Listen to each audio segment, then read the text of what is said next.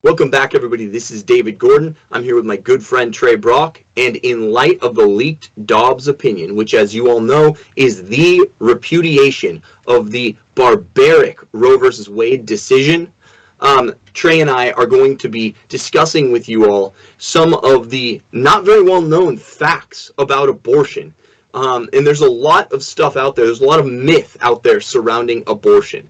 For one, America is not a pro-life country. We're not even close to a pro-life country. We are a very anti-life country where the culture of death reigns supreme. And let me just blow your minds with one statistic right off the bat, and then we'll get to Trey.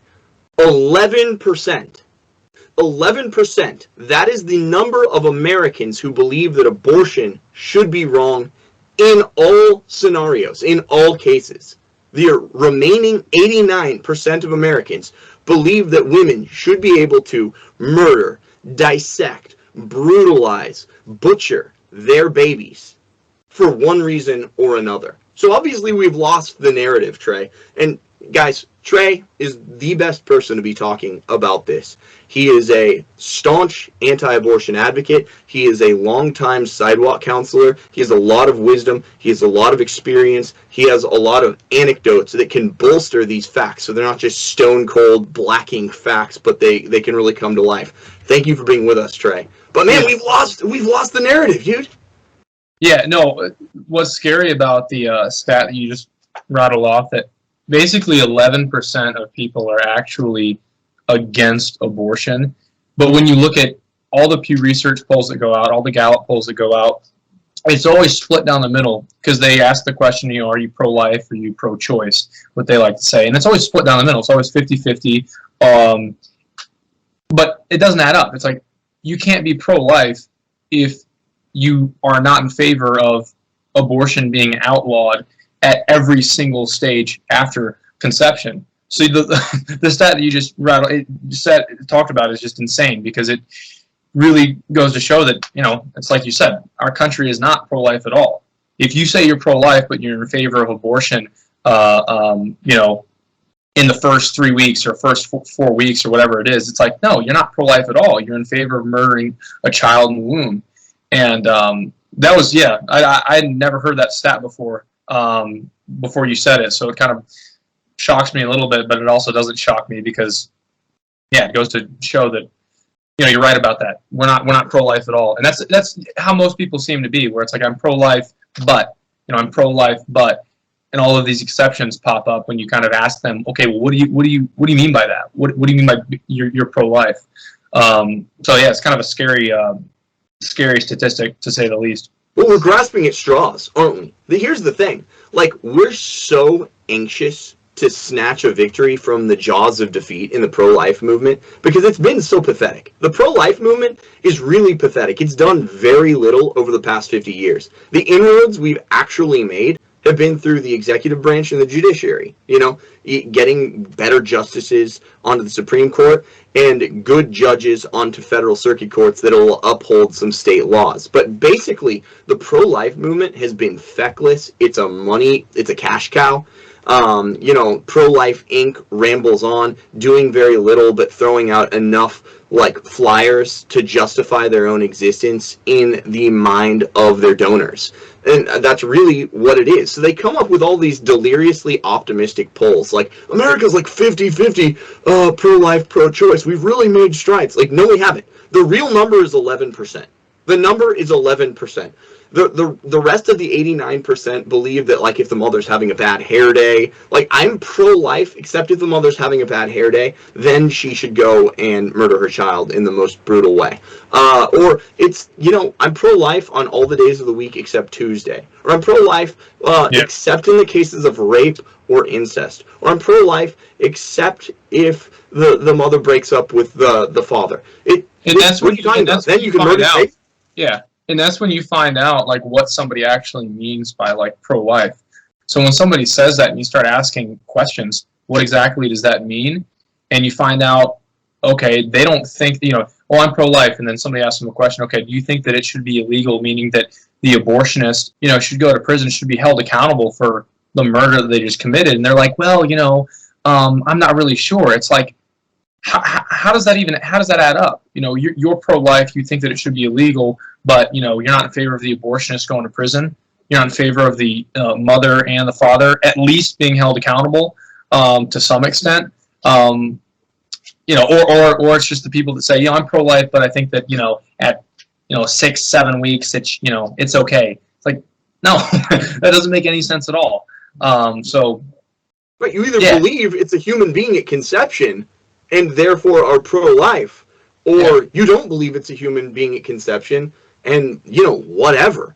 But, like, the issue is it a human being? And if it is a human being, you can't murder him. That's all. That's all she wrote. There's no other consideration. It's not like, well, you can murder him if you really feel like it that day. But that's how most Americans are thinking. And if you listen to Pro-Life Inc., all is fine, all is good. They never tell you what it means for all these, like, political muggles and novices that are like, well, I like to think of myself as pro-life, except, women can abort their babies sometimes. And like, well, you're not pro-life. Yeah, I think that comes from the mentality that women that kill their children and the men involved too are completely, not responsible for what they're doing because they're ignorant, which is just not true at all. And we've talked about that before, and that's one of the things that you see when you Sidewalk Counsel. I've been doing it for close to 2 years now, but that's one of the things that you notice is that all of these women and all of the the cowardly fathers who are I don't even want to call them fathers, the cowardly men. I don't want to call them men either. The castrated men, right, sitting in the parking lots, they all know what's going on because when you talk to them and you ask them simple questions, and they all know what's happening. They all know that they're killing their child.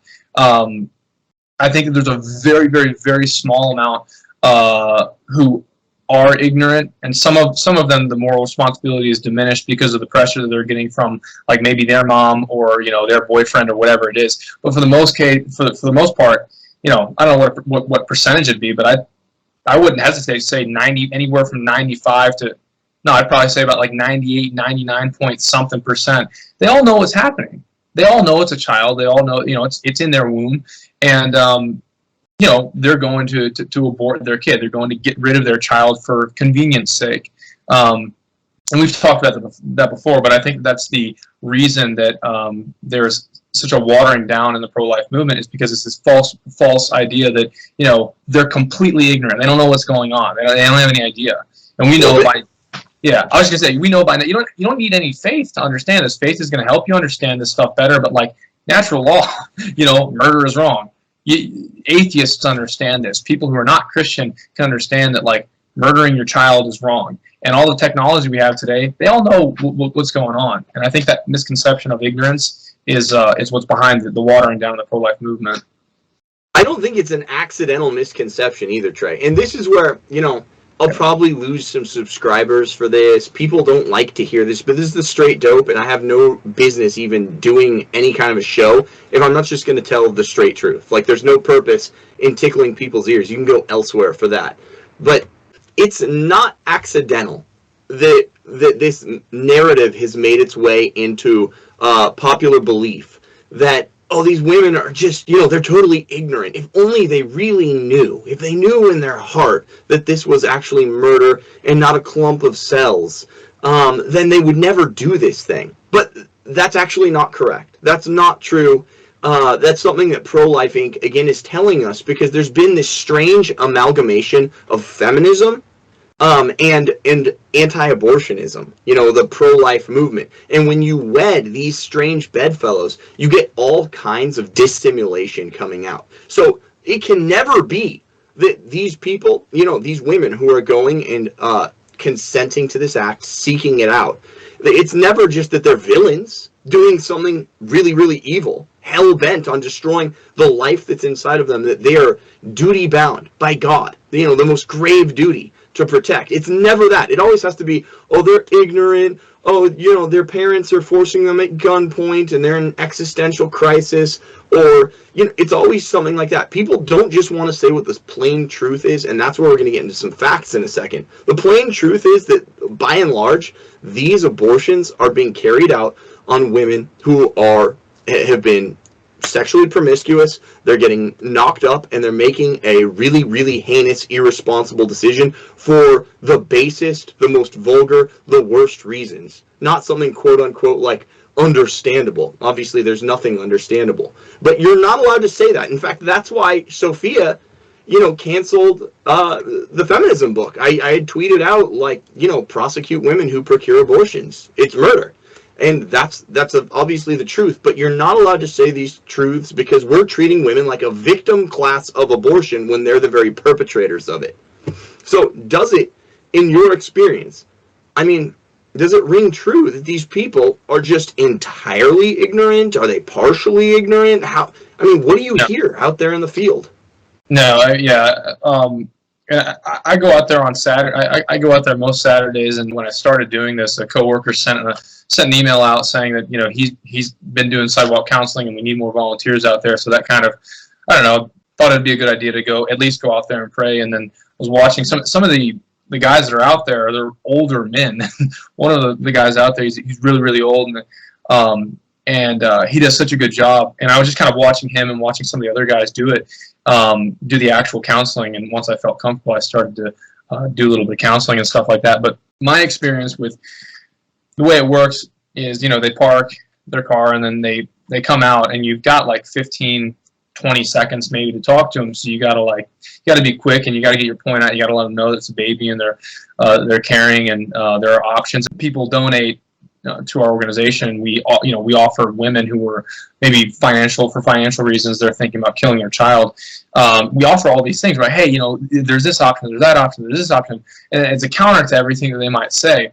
And obviously, they don't care. They don't want to go through with the pregnancy. They want to kill their child again because it's convenient. But they all know what's going on, and one of the reasons I know that is, we have a sign out there. It shows a picture of a baby at, I think it's about 7 or 8 weeks in the womb, and then you have another picture right by it that is a 7 or 8 week old baby. I can't remember, and it's dismembered. It's a before and after picture of abortion.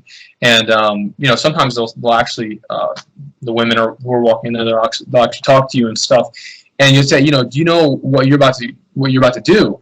And 10 times out of 10, and that's when they'll start to explain, I don't have money, or, I'm still in school, or, I don't know how I'm going to raise another kid, and that's really the only answer you get. I've never, at least for the almost 2 years that I've been doing it, I've never encountered somebody who's actually given me the line like, oh, it's not a human being. I've never heard that from what I can remember. And then, the men who were in the parking lots who, drove them to the abortion mill and are probably paying for it, and sometimes they walk in with them. It's the same thing. They give the same excuses. We're not ready. We don't have the money, or I don't want to bring the child up in this crazy world. And it's like, you talk to the men differently than you talk to the women. But for the men, you got to kind of let them know that they're cowards. And it's like, dude, you're supposed to be like the protector of your family. You're supposed to protect this woman. You're supposed to protect your child. And what's going to happen in there, right? Your child is going to get crushed, get absolutely destroyed and dismembered in that building. You're sitting here listening to your rap music and smoking a blunt. It's like you're a coward, and that's the message you have to kind of get out to him. And they get ticked off sometimes, but it's like, rightly so. They should be mad that they shouldn't be mad about that, hearing the truth, but they oftentimes do, because that's their whole mentality. They just they hate the truth. The men in the parking lots hate the truth, and but my whole point is that never in my almost 2 years are they giving me some sort of excuse that it's not a human being, and it's fine to do this because it's not a human being. I've never heard that. It's always some sort of inconvenience to them, and that's just my experience. Maybe there's other counselors that they hear the whole "it's not a human being" thing a lot. that's not my experience. So here is the actual list, and it's been broken down through polling and through questionnaires to these women, like what's the main reason you're procuring an abortion. And it's pretty similar through the years. There's different versions based on the years, but I'm looking at one right here, and I'm just going to give you a sample. It's pretty standard. You get a range of things, but the answers are always pretty similar. You get pretty similar ranges of motivations for procuring abortions, and here they are, and they definitely line up exactly with what you're saying in your personal experience. So here we go. Reason: rape, 0.5%. It's the primary driver for them getting an abortion. So 0.5%. Incest, 0.5%. Mother has health problems, 4%. Possible fetal health problems, 3%. Unready, 25%. Is too immature or young to have a child, 7%. Woman's parents want her to have abortion, 0.5%. Has problems with relationship or wants to avoid single parenthood, 8%. Husband or partner wants her to have an abortion, 0.5%. Has all the children she wanted or all children are grown, 19%. And can't afford baby now, 23%. So, I'll do the math for you. About 64% of those reasons are things that, are like the most irresponsible. They're not the reasons that we're all given but in like mass media and by Pro-Life Inc., who's determined, again, to treat women like victims of their own merciless crime. We're always hearing abortion for rape and incest, or her mean husband or boyfriend is like forcing her at gunpoint to go get this, he's really pressuring her to go get this abortion, or what else, they just can't afford a child, they're all gonna die, they're gonna be destitute. You hear those, and you hear, oh, of course, mother has a health problem, fetus has a health problem. Of course, that's completely unjustifiable, as any reason is, but you hear those, and those are like the reasons that we are given, that women seek abortions, to make us like have a kind of a tender spot, to kind of play on our empathy and make us really feel for these women, so we can be like, that is a tough spot. But if you look at the actual numbers, it's almost, those numbers are negligible. It's mainly 64% of the reasons are she has all the children she wanted, or all children are grown, has problems with her relationship or wants to avoid single parenthood, she's too immature or young to have a child, or she feels unready to have a child. Those are the main reasons. That's 64%. 64%. And even the in my opinion, the most sad cases that you see when there's like a obviously young girl, and I've seen this a couple of times where, I don't know, she might be like 15 or 16, maybe even a little bit younger, and her mom or her grandma is walking her in, and I've seen that a handful of times, and that really is the saddest thing to see. But it's like, even in those cases, and I know you brought that one up, I think you said it was like 7% or something like that, whatever it was, but even in those cases, it's like, okay, this is like a horrible thing to see, but it's like, when you're out there, it's just about the child. That child in the womb has a right to life, and that's what you have to like focus on when you're out there, and you kind of have to do everything you can to make that happen, and it's really, really tough. But so you got to talk to the girl who might be like 14 or 15 years old, and her grandma or mom is like kind of forcing her to do it, not forcing her to do it, but as much as she can, and those are the saddest cases. But it's like, even when that does happen, you got to have that tunnel vision where it's like, no, like, this child has a right to life. Yeah, I mean, that stuff is sad, but it goes to your point where it's like, you can't really let that sight water down what you're about to say. You gotta let that girl know, however young she is, that life is precious in your womb. It's going to psychologically and spiritually destroy you if you go through with this. Mom, I don't know what the heck you're doing, or Grandma, I don't know what the heck you're doing. You should probably take her home. That'd be the best thing to do right now.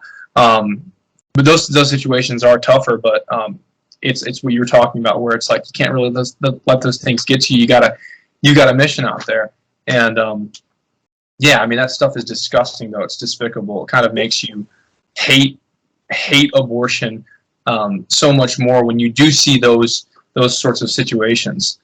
All these goon parents, though, they're like, "Oh, I can't control my 15-year-old. They're rebellious and they're unruly. So I kind of just, I let them do more as they please." Like, the failed baby boomer, like ex-hippie model of parenting.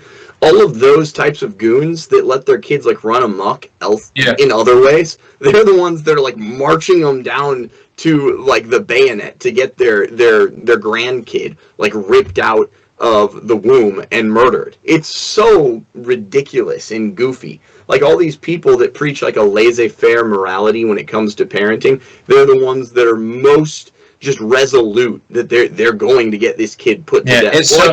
Yeah. Dude, it's so degenerate when you put it into perspective like that, because it's like they're letting their kids kind of do whatever they want, and they're thinking in their head, it's like, okay, well, I've got a backup. If something goes wrong, I've got a backup plan. If something goes wrong, and what is their backup? Their backup to the backup to the backup. It's walking your grandchild down to the abortion mill to kill her child and your great grandchild or your own grandchild. So it's just it's so just slothful, and it's despicable. But I do think one of the things I wanted to talk about is that I do think that like sidewalk counseling or just kind of being out there could be, and I never see any young dudes out there. I think that could be such a invaluable tool for young men, for the formation of young men, especially young Catholic men, because it really is spiritual warfare, and it really does take true masculinity, true bravery, and courage to kind of like, because every single situation is different, and you got to think on your toes. It's very and you're facing evil, and it's a true sign of when you see that stuff. Because that's when I first started. That's what I was saying. I was just sitting back and I was watching. I was watching these old men, save these babies. Because some women turn around. Some women, they get counseled, they walk in, and they come out, and you're like, did you make a decision on the baby? And they'll be like, yeah, I'm keeping it. Thank you.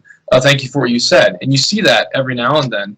How often does that happen? How often does that happen, real fast? Obviously not as much as you'd like, but I do remember a couple of months ago, 4 weeks in a row, we had 2 turns every week. So it was like, you'd go out there one Saturday, we got 2 turns, and there was like 15 women total. And then the same thing happened next week and the next week. And that was like the most I've seen since I've been doing it. It's usually not like that. Usually if you get one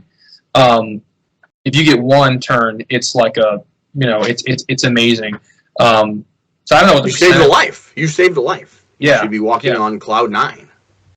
Yeah, and it's see, that's the thing though, like it's such a low bar. It's like, they walk in, they're thinking about murdering their child, and then they get told whatever that kind of sits in their head, and then they come out and they're like, I'm keeping it, and it's like, yeah, but it's like, congrats, like you didn't kill your own child. And that's what we're celebrating, which is great. They had a little bit of a conversion. Hopefully they keep thinking a little bit more about not just life, but what is the value of, what is the purpose of life, and et cetera, et cetera. Michael actually Voris gave a super good talk at Bring America Back to Life that I watched, and he was talking about how it's not just about this pro-life movement. It's not just about like saving babies. It's not just about that. There's a spiritual undertone to all this, because one of the things that he was saying is, okay, what if that child that you helped save because of your counseling or whatever,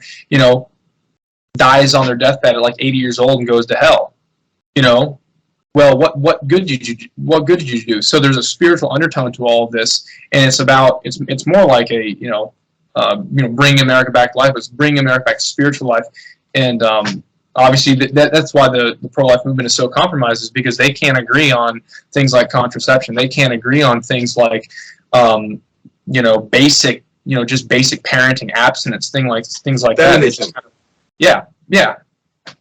So, dude, no, this is St. Augustine. St. Augustine says, one of the explanations for the good that evil can produce, or that God can produce through evil, rather, is that God draws the faithful closer to him by us being able to help him in combating evil. So God is so good that he can make good come from evil, and one of those goods that comes from evil is the fact that the ones who love God are going to get closer to God in struggling against evil. And yeah, you said this is a great formation experience, the sidewalk counseling, and absolutely is. And I see an analog with the Mormons sending out missionaries. And I had a friend in law school that was a Mormon. He was a Mormon missionary.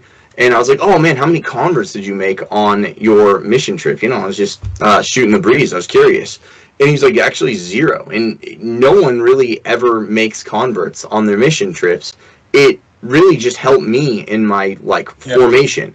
And, yeah, that's absolutely right. Sending young men out in the world to do battle with evil steals their resolve. I wish that Catholic schools, not just Catholics, I wish that every school would do this, but, I think there's a great reason, for Catholic schools to because they have pro-life organizations and things like that. It's like, dude, just send them out to the abortion mill to just pray a rosary.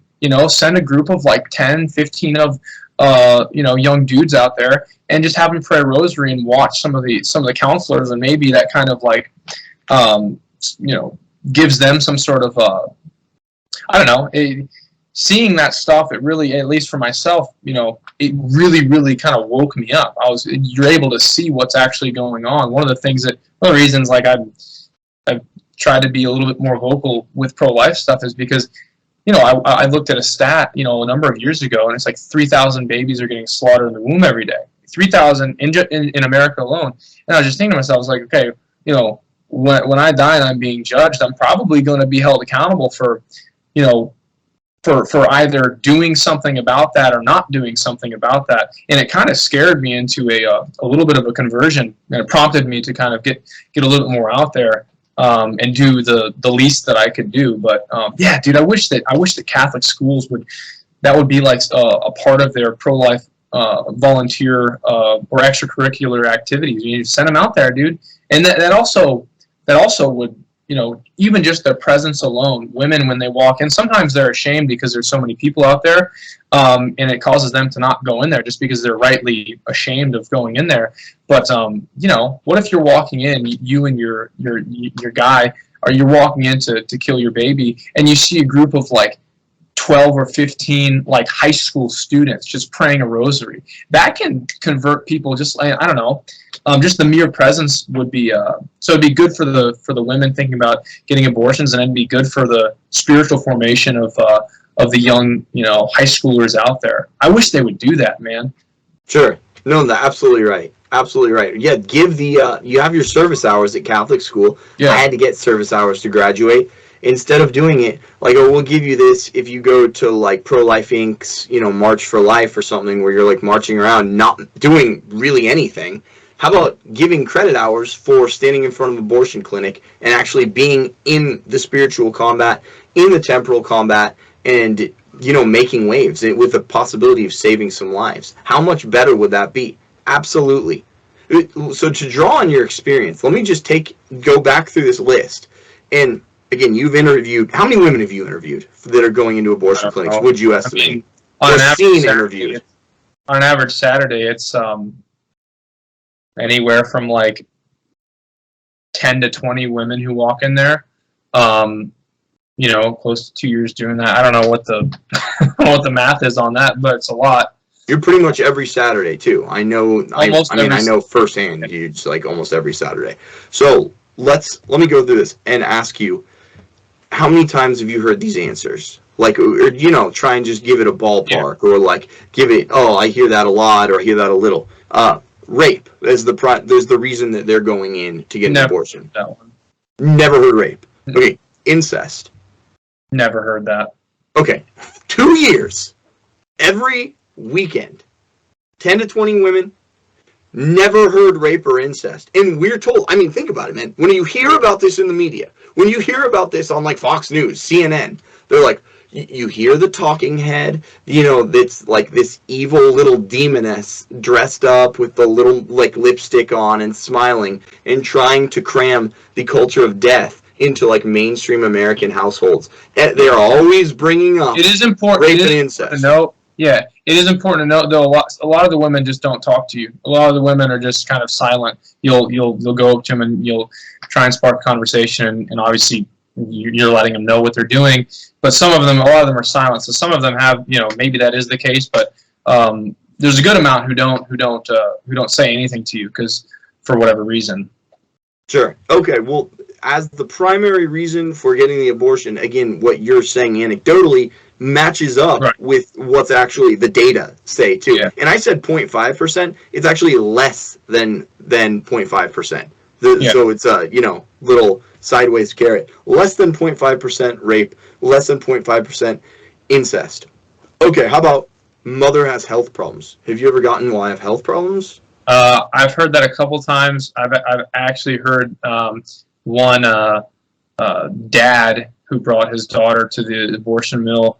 Go and talk to him, and he told me that, and I'm pretty sure he was lying, but I don't know for sure. But he said that a doctor they went to told that if she didn't get the abortion, then she would basically she would die. So that was a case where it's like, okay, if that's what he said, then you got to sit and pray about that for a while and make your own mind up. That's not even close to the same as just killing your baby for convenience sake. That's a completely different thing going on there. But you don't go to an abortuary no matter what. There's one thing like getting a fallopian tube removed where it accidentally is causing the death of the baby, even though you know that that's what's going to happen. You're not intending it either as a means or as an end.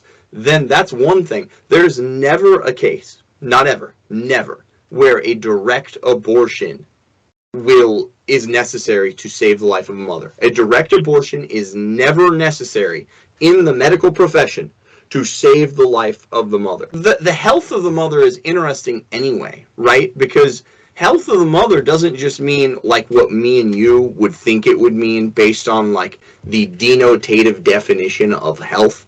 Health of the mother is interpreted, and purposely so, very expansively, is it not? It means absolutely whatever you want it to mean. It means emotional, and this is the language that they used in Dovey Bolton, emotional, psychological. They used words like this where it's like, okay, well, hold up. You can kill your child because you told the abortionist that you're not emotionally stable. It's like, what does that even mean? I think a good analogy is kids who get ADHD pills or ADD pills or whatever it is. They can just go to whatever psychologist they want and say, yeah, I can't focus. Or the mom tells them, he has trouble focusing. It's like, okay, well, here's your prescription. And it's like there's no standard, and it's the same thing with abortions. A woman can say, yeah, I'm psychologically distressed, and then okay, good enough, and then they can go along with it. So that's the language they used in that whole health of the mother that they used in Roe comes from Dovey Bolton, and they actually broke it out, and they actually use the words emotional and psychological health, which makes it means absolutely whatever you want it to mean, and that's why it's basically there's no limits on it. Right, it truly does. In Dovey Bolton, that's the companion case to Roe versus Wade that most people just don't know about.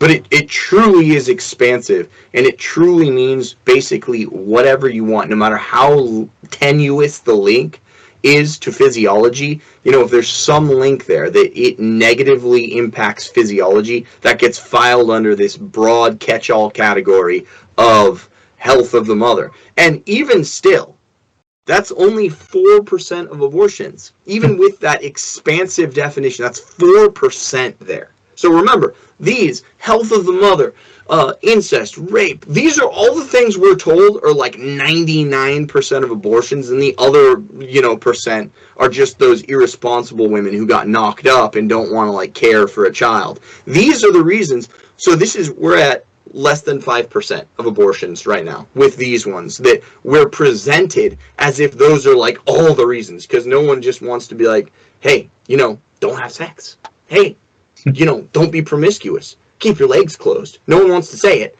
So they pretend we live in a fantasy world, and this is what Pro-Life Inc. is guilty of. They're peddling this nonsense, and they're hoodwinking us all.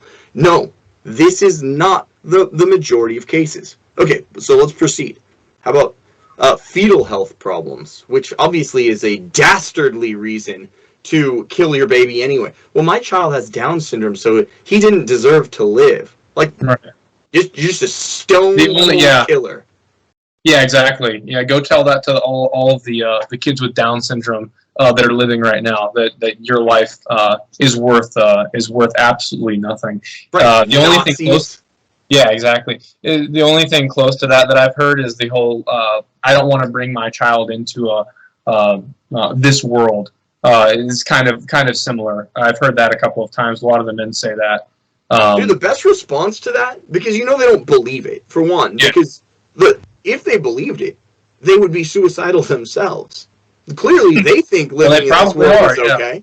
Well, yeah, so I just be like, oh, this world's not worth living in? Why aren't you killing yourself then? I mean, obviously, we wouldn't condone that because that's another mortal sin. But the logic is so absurd. Well, this world's too bad to live in. It's like, you're doing it, idiot. It's really a cry a cry for help from the person that tells you that. I don't want my child to grow up in this world. You're telling me that you hate your life.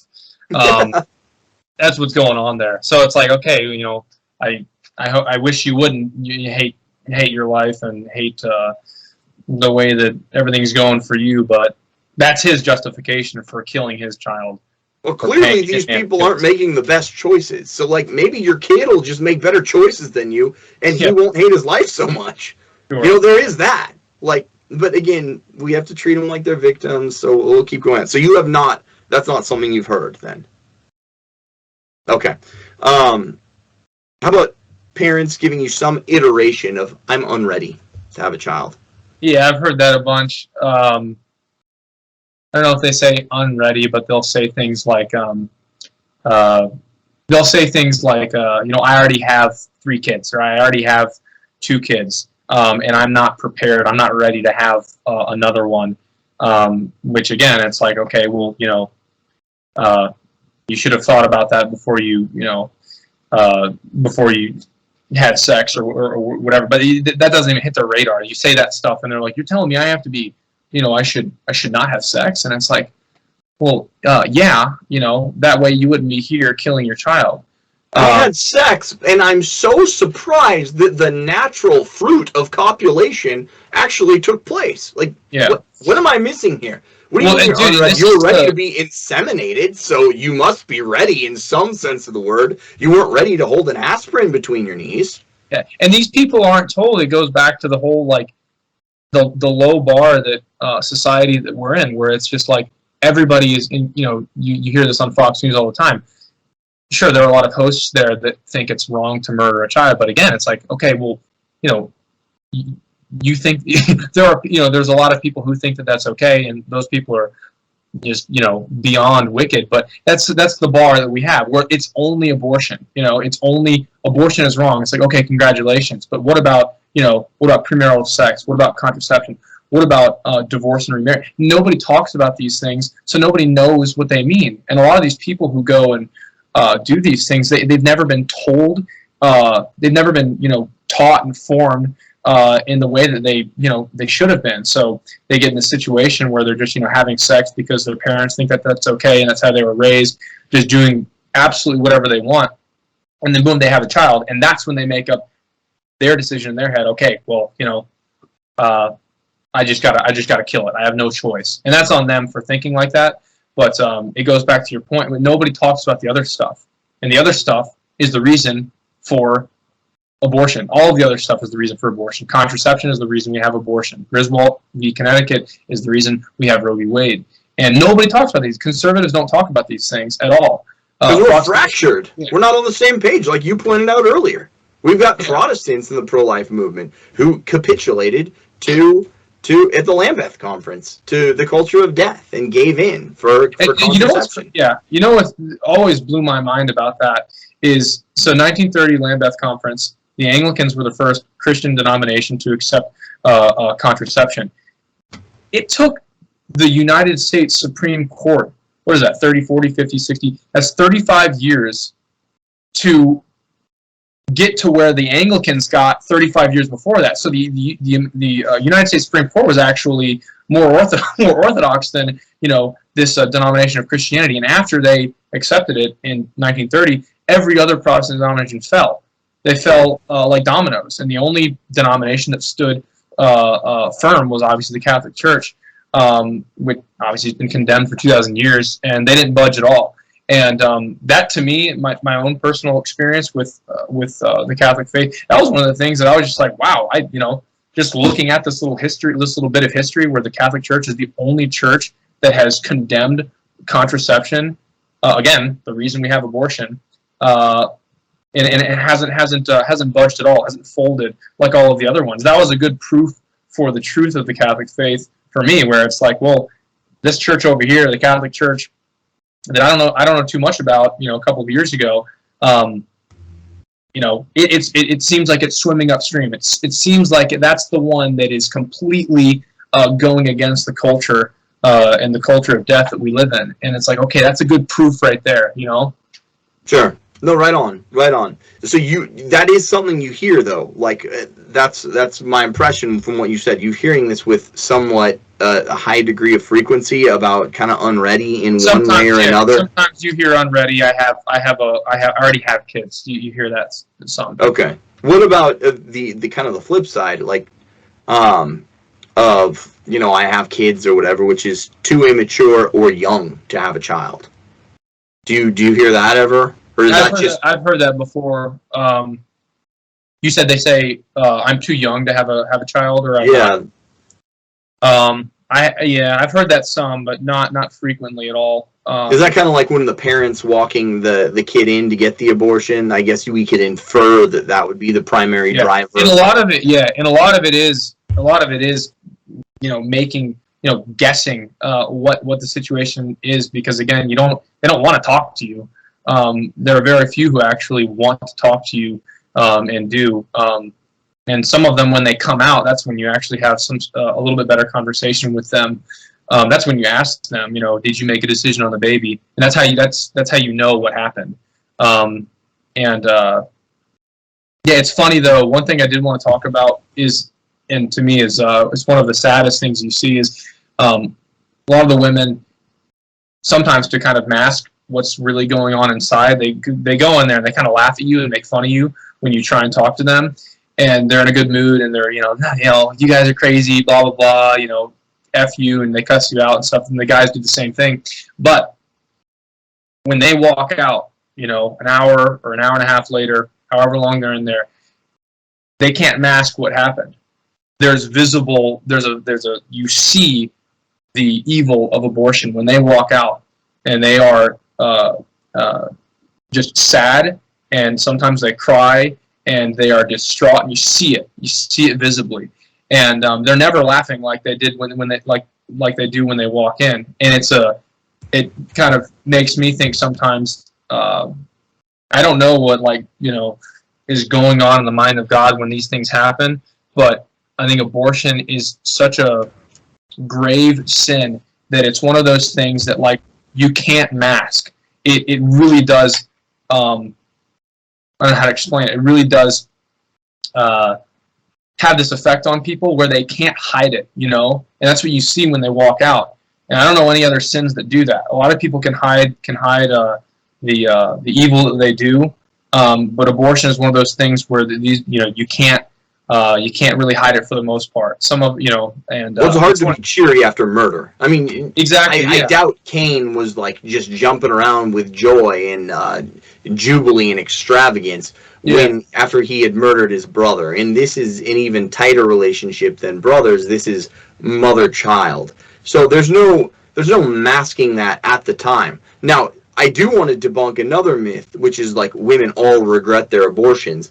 Like, at first, yeah, once they've done this horrendous deed that cries to heaven for vengeance, yeah, they're sad at the time. But 5 years out, 95% of women say they don't regret their abortions. So we're told, and they get more. They do. And that's how you know. That's how you know they don't regret it, because regret means something. If you truly regret something and you truly are contrite about it and you have sorrow for it, you don't do it again. Right. You acknowledge what happened and then you change your life. No, you don't regret what you did if you come back 2 years later, or you come back 3 or 4 years later. And there have been women that I've talked to that, you know, they'll talk about, yeah, you know, you know, this is my fourth one, or this is my, you know, second one. Or there's guys that like bring multiple women. They were like, yeah, I was here, you know, a couple years ago, you know, this is the one I come to. They say things like that, and you're just like, well, you know, it's just like real piece of work. Yeah, it makes you just kind of, you know, I don't even know what to say to that. Like, there's really nothing to say to that, you know. But but yeah, regret means something. Regret means something, and you obviously don't regret what you did if you go back and you go do it again with you know, essentially no, you know, that shows that you have no true remorse. Yeah, but they're reeling when they leave. You see, like, the immediate experience of their sin when they're leaving. You're talking about they're downtrodden and sad, which is to be distinguished from regret, as we were just doing. Yeah. But, like, in the midst of their sin, they realize down deep that they've just done a ghastly, wicked deed. But ultimately, they kill their conscience and they rationalize. And then 5 years down the road, they're saying, oh, yeah, this was a good decision. I don't regret my abortion. And that's the overwhelming number. Again, 95% do not regret their abortion. But Pro-Life Inc. peddles the myth consistently because they want to keep women sympathetic. Remember, because they've been infiltrated by feminists. Since Pro-Life Inc. has been hijacked by feminism, they have to keep women sympathetic to people to treat them as the victim class, even though they're the perpetrator class. So that's all. Yeah. Well, no, when you said it kills their conscience, this is exactly what Mother Teresa said. Her famous quote where she says that abortion kills twice. It kills the body of the child and it kills the conscience of the mother. And that's like dead on, because what happens when you kill your conscience? A good analogy that I've heard from it's a priest I listened to a while back named Monsignor William Smith, and he's a moral theologian, and he's real solid. He draws the analogy of like a hitman before he goes and, you know, the night before a hitman, you know, is planning on killing whoever it is. He's not sitting there thinking, oh, should I do this or should I not do this? No, he's done it his whole life. He's not thinking. His conscience is dead, is what Monsignor William Smith says.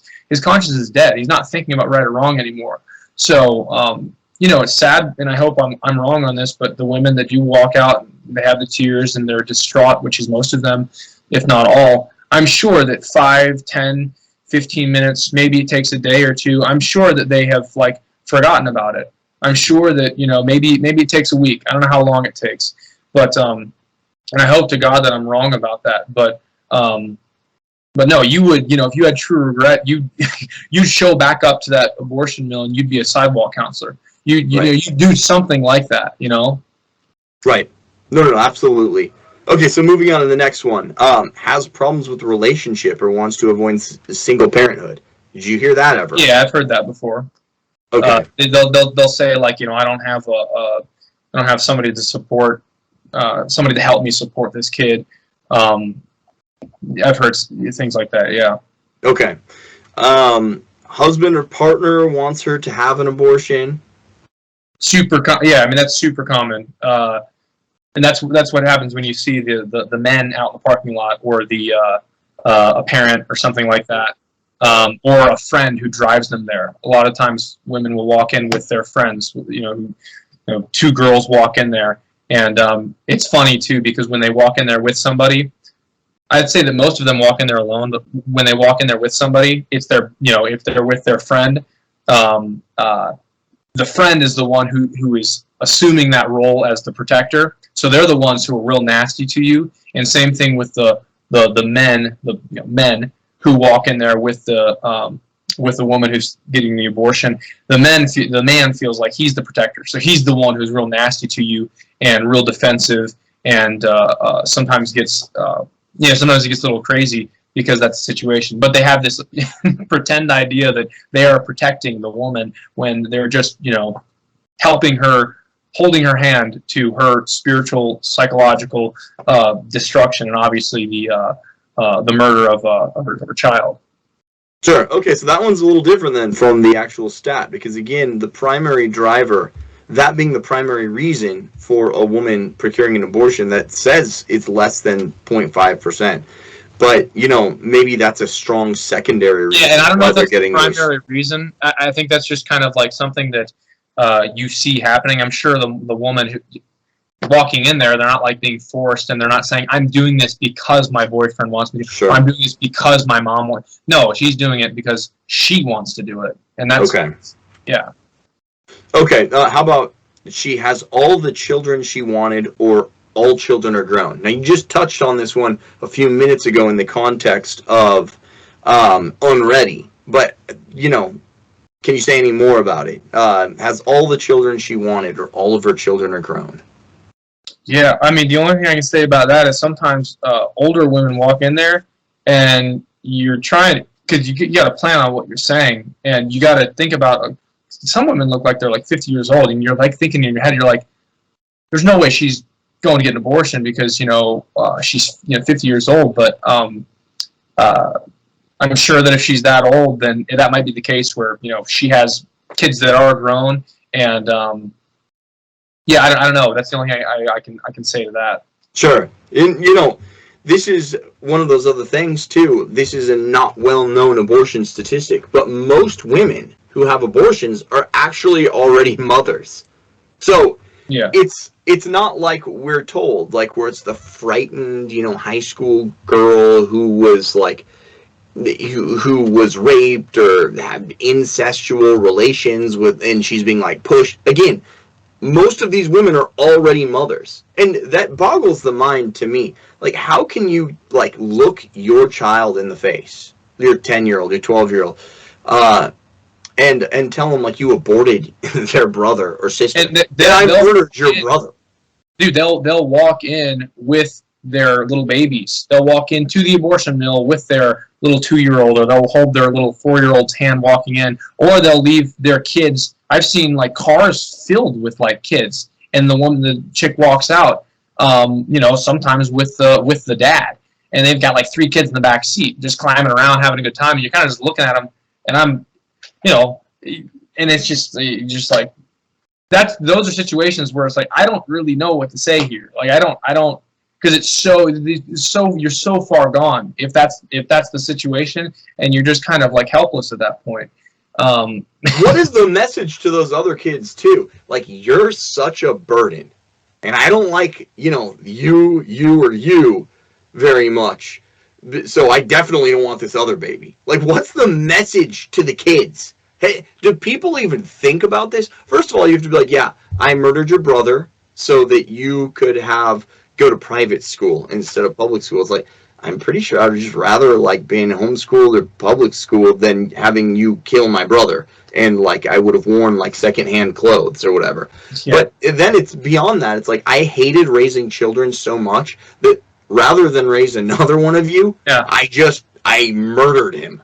Well, and that's the whole reason that their philosophy about life, their philosophy as a parent, it's either non-existent or it's just completely ridiculous, because obviously they're not thinking about, okay, what's, I'm a parent, what's the purpose of me being a parent? Like, what am I supposed to teach my kids? All of these, how am I supposed to educate my kids? Obviously, in Catechism teaches very clearly that the purpose of like being a parent is to educate your children, get your kids to heaven, get your get your wife, your father, get your wife to heaven. That's the purpose. And so there's a spiritual grounding there. So it's obvious that they're not thinking about these bigger questions, and that's why they kind of do these things, these horrible things with no remorse and not much thought put into it. And it goes back to that, all of these questions around abortion, like parenting and contraception and sex and all of these things, nobody talks about these things, and they have to be talked about, because again, those are the reasons as to why this evil of abortion is happening.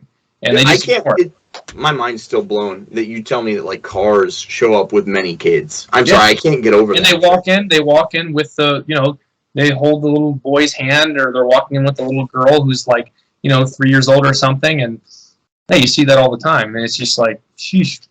Once these truths come out, like to the people in the audience listening, it makes women who are procuring abortions a little less sympathetic, I think, right? Than Pro-Life Inc. Remember, the feminists the soft feminists that run Pro-Life Inc. want us to believe. We have had the wool pulled over our eyes. The whole abortion narrative we have lost. And we've allowed these people, because we built a coalition, which, remember, one of the rules for retrogrades that I wrote was no coalitions. Coalitions only weaken your cause. You don't build coalitions for cheap efficacy. You just do the hard thing. You find a band of brothers that believes what you do, and you fight the long war.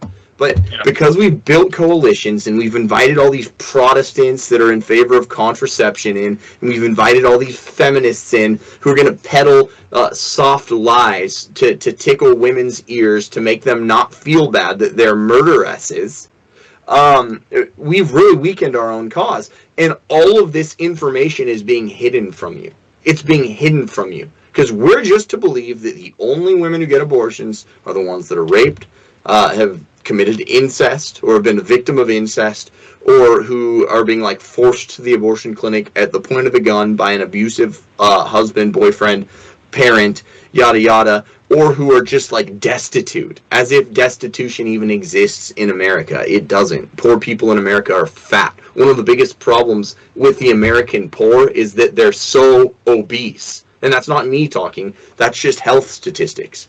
We have an epidemic of obesity among our poorest people. So, but that's what we're led to believe, and it's a complete crock of crap. And I want to debunk it. And again, people right now are hearing this and it's like, he sounds mean. I'm going to unsubscribe. It's like, whatever. I'm just doing my duty. I'm just getting it out there. Do with it what you will. But these are the actual facts. Yeah, and these, I mean, the purpose of doing something like this is to, hopefully it has a good effect on the people that are listening. Bishop Sheen has a famous quote that I'm sure a lot of people have heard, where it's Catholics have all truth and no zeal, and then I don't know if it was atheists or communists, whoever he was talking about. He says that those people have no truth and all zeal, and you see that. And this is kind of my recruitment call for people who are listening. The pro-aborts that you see out there, the escorts, these people who have umbrellas and they wear the pink jackets, there are so many of them, and they are so viciously passionate about what they do, about killing babies. It is insane. It is. They are so much better. Women in. They walk women in and clear the way. And a lot of people won't know what an escort is. And they block you from offering these women money to raise, hey, you need diapers, you need clothes, you need money, like we can give it to you. And that's what they're blocking you from doing. And they are and it's sad for me to say this, they are so much better at their job than I am at mine when I'm out there. Because they're so good at it. They're so passionate. And it's like, dang, like where do they get that from? Obviously they get it from Satan, but I mean, that's true. funny thing to say, get it from Satan. Source. Yeah, there's no other source, because they're so good at it. And my recruitment, my little call for people who are listening, like, if you have time to do this, to go out there and at least pray a rosary, or to support some of the people in your local area who are doing these things, you should 100% do that. And it's like you talked about at the beginning of the episode. I've been doing this just because one of my coworkers, put it out there, and there are people who I do it with who've been doing it for like 25, 30 years, and those people are saints. They really are. And but for my personal spiritual life, that's like going out there the few times I go out there every Saturday that I can. It's not like, and I'm out there for like, I don't know, maybe like 3 or 4 hours. It's not like that big of a thing compared to all of the other people who've been doing it. But my personal spiritual life, it has probably been the best thing for my interior life, is going out there and kind of being humiliated and carrying a cross there and being uncomfortable. And you grow from that stuff. That's one of the reasons that Catholicism is so beautiful, is because it's tough and it's hard, and it's all about the cross. It's all about getting rid of your pride, getting rid of pride, getting rid of your self-love, opening yourself up to the humiliating realities of life, so you can become a man and become a child, a better child of God. You can enhance the image of God inside of you, but it's all about the cross. That's all it's about, and that's like something that's helped me. So if you're if you're looking to progress in the spiritual life, I'd say go do something like that, because I don't know, I can only speak from my own experience. It's helped me a little bit. So yeah, let yourself go and take on this battle, this humiliation, and it is putting yourself out there, and then you will decrease and Christ will increase in you. But like, just saying all this right now, we've said a bunch of really politically incorrect stuff that's going to be a big red pill for a lot of people listening, because they've been steeped in the women are victims baloney narrative basically their entire life, because that's all the propaganda out there. That's what it's all saying. And you bring up like no truth and all zeal and no truth. Seriously, you have these escorts walking people in with umbrellas that are filled with this demonic, like the spirit of the Antichrist, as opposed to the Holy Spirit. And it's motivating their every move. And they're out there shouting their abortion, like unhinged, possessed, crazy people. I had an abortion and it was the best thing for me, and I wouldn't be here right now if it weren't for that abortion. And that's all over the place. Who was that actress? Michelle Williams, is that her who said that? She's holding her little trophy, her little Oscar or whatever it was. Some dumb bimbo. I don't even know. Yeah, they're all like that. It's not even just one. It's like 50. They're all out there wearing their pink, feminist hats or whatever that are supposed to be shaped like the female anatomy, and that's them, and they're out there shouting their abortions. But we're gonna take flack for this very show from the pansies in our own ranks, the weak links in our own ranks. Like, get out of here! I don't even want you in my audience. We're gonna take flack for that, and there's gonna be some dingbat in the comments being like, "You're just not very charitable. You better think before you speak. I have been to the March for Life 100 times, and it's been a very positive experience for me. You're not allowed to have that opinion." And then, you know what? They're gonna try and ruin my life. They're gonna write the IRS like, "You need to check his tax filings." All these Karens are gonna try and tattle on me and destroy my life because I'm out here telling the truth and having an opinion that they haven't heard in their sheltered little propagandized worlds. And that's why you can kind of dig your heels deep in saying these things, because it's true, and it's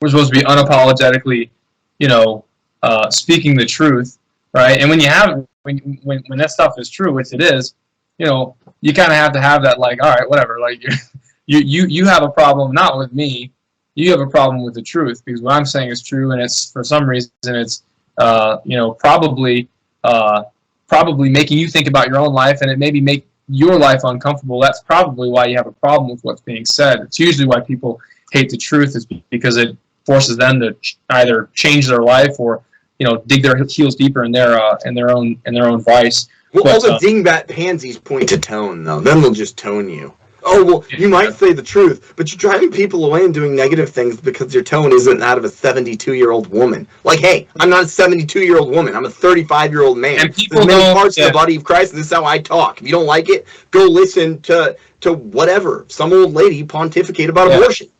People don't respond well to that watering down of basic, very, very basic truth. They don't respond well to it, and it is uncharitable to water that stuff down, and it's extremely uncharitable to kind of beat around the bush with things that are so obvious. And especially young men, they don't respond well to that stuff. I remember being in school, like being in high school and middle school, I used to go to some going out a little bit of a rabbit hole here, but I think it works.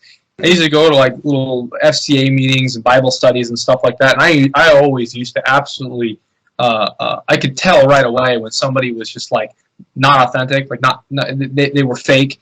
You can just tell right away. And high schoolers and middle school, they can tell that stuff, and it's extremely uncharitable to be like that, because these people deserve to hear the truth. These people deserve to be formed in in the truth. They deserve to be formed and have good role models in their life and things like that. But people don't respond well to that whole watering down, that whole beating around the bush approach. And so that is uncharitable to do that, to not speak the truth unapologetically, to not speak the truth when it is so blatantly obvious. Especially when it, yeah, go ahead. I was just going to say, disenfranchised young men in particular. They feel completely disenfranchised and alienated because there's no one talking to them the way they want to be talked to, the way they relate to. Guess what? When some 72-year-old woman is prattling on about like her feelings about and like compassion and all these empty watchwords, I'm bored. I'm thinking about something else. I'm thinking about video games or something. Yeah. It takes a young man who actually means what he's saying to engage the somewhat capricious and wandering mind of other young men. That's what happens. So we're doing people a disservice by not just saying stuff in a truth. And we're also, like, who set all these rules? Who made all these rules? I didn't agree to be bound by all these speech codes. I'm going to say what I want, how I want to say it. And that's something that's been lost. If you go against Pro-Life Inc., they come after you. They're very threatened about it because they need that money. They need that Skrilla to keep coming. So they need to look like they've been doing something. And when you call them out for largely the failure that they've been, remember abortion, we've seen 60 million kids murdered in the past 50 years. When we call them out for the failure that they've been to get their ideas across, to win the culture wars, they don't like it. They tend to not like it. So then, you get all the, to go to the money part, I mean, that's why people don't say the truth. It's because they're just thinking about their own personal lives. And the reason that people don't say these things that, again, are blatantly obvious, is because they're thinking about their own lives and how, this might affect my life in a bad way, in a bad way. But in reality, it's like, no, like if you're persecuted for speaking the truth, okay, our Lord said, blessed are the persecuted, for theirs is the kingdom of heaven. It's like, and they just don't care about that. They just care about their own comfort. So it's, and that's how most people are. That's how, that's how I'd say 90, probably 99% of the world is. They just care about comfort. When there is an opportunity to speak the truth or to do something where you got to be uncomfortable, you got to get uncomfortable and do something where everyone's going to be looking at you like you're a weirdo. Nah, nobody does that. Nobody does that. And the funny thing is, when you do that, when you do make that decision to kind of put the human respect aside and put this little discomfort aside and actually do it, man, that's what brings true peace. When you actually do the right thing against whatever circumstance it is, when you actually buckle down and do the right thing for our Lord, that's what brings true peace. And people don't know that. People knew that they would do these things, but they just think about themselves, and that's the reason they keep their mouths shut, and they just kind of remain on the sidelines. And I'm not just talking about pro-life. I'm talking about like just in general. It's the majority of the world. So sure. Okay. So moving on. Last one. The infamous can't afford baby now. Can't afford a baby. I mean, that one's genuinely somewhat prevalent. It's apparently 23% of abortions. But in your experience, do you hear that quite a bit? How does that compare with the statistics? Yeah, this is actually kind of funny because I think it was about a month or two ago, I was talking to a guy who was sitting in his car, and because one of the things that you offer financial support if that's what they need, and you have evidence as to that's actually what they need. They're not just taking your money. You offer them that, so the option is there. If they're saying I can't afford it, you hit them with, okay, we'll help you out. And that's when you know that they're not being genuine about the reason they're getting the abortion, is because when you do offer them a way out, they still go and get the abortion. So one guy, I was telling him, I was like, dude, we can help you out. If you need help with whatever, like, that's what we're out here for. And he was kind of offended that I was assuming that he couldn't afford, to raise the child.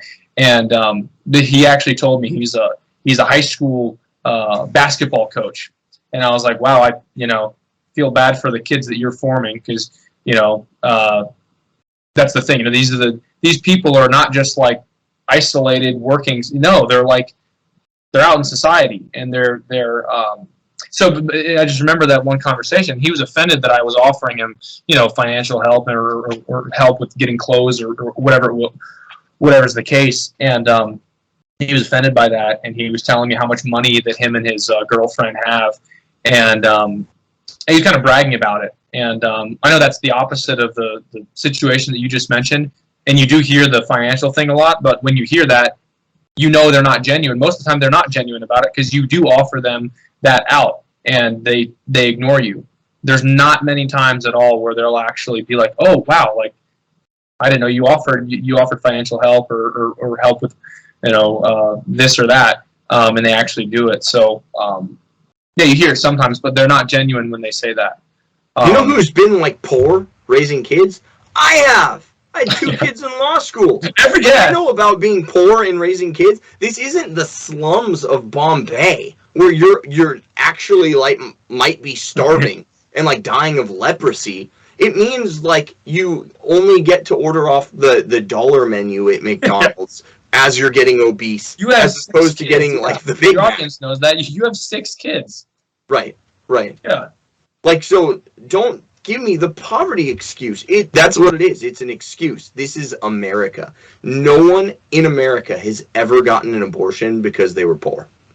I'm just gonna, like, hot take. It's just not the fact. And there is money there to guide these people, to help these people. That's the thing. But that's they make the right decision. That's how you know they're not genuine about it. It's because you do offer them the help. You do offer them the out, and they don't take it. So it's obviously not because of the money. So you do run into this as an excuse, like with fair regularity, or how would you characterize it? You hear it a little bit, the financial thing. And I'm sure that there are a lot of people who are genuine about it. But yeah, I'd say I'm trying to think of the most common thing. The most common thing is they don't say anything. The most common thing is they're just ashamed of what they're doing, rightly so, and they don't really say anything to you. But among the excuses, you do hear the financial stuff. You hear the, I'm not ready, or there's no way I can handle this with my job, or I'm in school, or whatever, something like that. But yeah. That brings us, the in-school thing brings me to the next point. For one, most women who have abortions, we're told, here's another pro-life Inc. talking point, it's the uneducated women. They don't know any better, so they're getting abortions. Actually, that's incorrect. Most women who have abortions, it's about 64% of women who have abortions, actually have some college or a college degree. So the majority of women who are getting abortions actually have college education, which is completely counter to the narrative that we hear, that's just being crammed down our throat. Remember, it's the poor women who have no education. They've been taught a bunch of lies that they have to do this thing, and there's no other options. Like, bullcrap. They're the more educated women are actually the ones procuring abortions. It's not the women who have no high school diploma or who do have a high school diploma. It's the ones that have college. Those are the ones that go and get abortions. So that's another lie exposed. Another lie exposed, and this one's going to blow a lot of people's minds. It's mainly wealthy women that are getting abortions, not poor women. So abortion is more common among women who are not below the poverty line. It's more common for women who are above the poverty line. Women who are not poor are far more likely to get an abortion than women who are poor. So that just blows the mind, right? Because we're told that, poverty is like the main reason. Poverty, rape, incest. those are the main reasons, right? We're given all of these excuses that are supposed to like tenderize our hearts for these people, but they end up just being false. That's not what's going on. Most abortions procured are done so for the most irresponsible reasons one can imagine. That's the majority. Now, there's the minority that corresponds to the pro-life talking points, but that's not how we're sold the issue. So shame on Pro-Life Inc. Shame on you. You know what? You didn't do anything for so long. We have so many abortions. You know, George Patton says, Americans, we don't like somebody who loses and laughs. And we've been losing and laughing for so long. It eventually took Trump just putting in three solid nominees to get this overturned, to get Roe v. Wade overturned. That's what did it. Most of what has happened in pro-life stuff has just really come through national politics. It has not come through the supposed gains Pro-Life Inc. is making for us. And the amount of money that we've bankrolled them to make the marginal gains that they've actually made is shameful. We would be so much better off if people were just, you know, kind of getting involved as sidewalk counselors and donating to those efforts than, you know, funding all this March for Life nonsense. I say to hell with it all, to be honest. Sidewalk counseling is where it's at, and then give some funds so that women can be somewhat supported who might need those funds instead of seeking the abortion. That's where the funding should go. But we've gotten very little bang for our buck, in my opinion, when it comes... I've been to, on that point, I've been to many pro-life conferences and things like that, and I went to, and you listen to what they're saying, and it's just like, and there's so much money put into this thing, there's thousands of people there, and the speakers are up there, and they're just like, abortion is wrong, it's the most evil crime this world has ever seen, and, you know, we need to step up, and that's basically all you hear. You're like, what did I just learn? Like, everybody knows that. What are you doing? It's like, no, you're right. Put the money towards something that's actually useful, other than these enormous conferences and these things that where speakers are just paid thousands and thousands of dollars to say what everybody already knows. But again, right. They can't touch on the third rail issues in the so-called conservative movement that deal with the family and that, you know, bring up contraception and things like that, because it's unpopular and it's not going to be funded as well as literally just saying abortion is wrong. Right. Okay, so I just wanted to bring this up real fast. It's 58% of Americans want Roe upheld, whereas 32% want it struck down. 58 to 32. Now, we're told that things are about even Steven, and that America's about as pro-life as it is pro-choice, that it's a toss-up, and we're becoming a more pro-life country. No, we are not. We're not.